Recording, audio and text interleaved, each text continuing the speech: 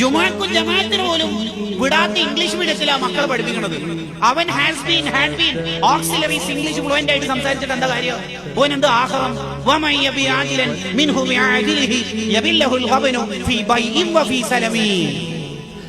ബുർദയിൽ പറഞ്ഞല്ലോ, ഹാജിയാരുടെ 6 മക്കൾ, ഒരുത്തൻ ബിഫാം, ഒരുത്തൻ ഫാംഡി, ഒരുത്തൻ MLD, ഒരുത്തൻ MBBS, ഒരുത്തൻ ആയുർവേദിക്, ഒരുത്തൻ CMA.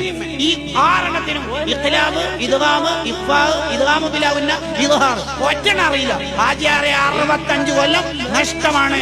യബില്ലഹുൽ ഖബനു ഫീ ബൈഇൻ വഫീ സലമി. നഷ്ടമെന്ന് മാത്രമല്ല, മക്കളെ കൊണ്ട് സ്വർഗത്തിൽ എത്തൂലെന്ന് മാത്രമല്ല, നിങ്ങൾക്ക് എന്നാ ഒറ്റക്ക് സ്വർഗത്തിൽ പോകാൻ പറ്റോ? ഇല്ല. പോകണമെന്ന് തോന്നുമ്പോൾ കോളറ വേക്കിലേക്ക് ഇങ്ങനെ പിടിച്ച് നരകത്തിലേക്ക് എത്തിക്കും.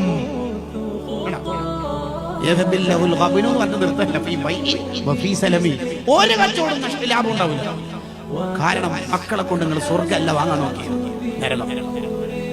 നരകം വാങ്ങാനാ നോക്കി. അതുകൊണ്ട് ആദ്യം വേണ്ടത് ഇമാം ഗസാലി റളിയല്ലാഹു അൻഹു പറയാണ്, നിന്റെ മക്കൾ ആരോടൊപ്പമാണ് കൂട്ടുകൂടുന്നതെന്ന് ശരിക്കും ആലോചിച്ചിട്ട് ചെയ്യണം. അതിന് അത്തരം ക്യാമ്പസിലേ പഠിപ്പിക്കാൻ പറ്റുള്ളൂ, അത്തരം കലാലയങ്ങളിലേ നമുക്ക് ഉണ്ടാകാൻ പറ്റുള്ളൂ.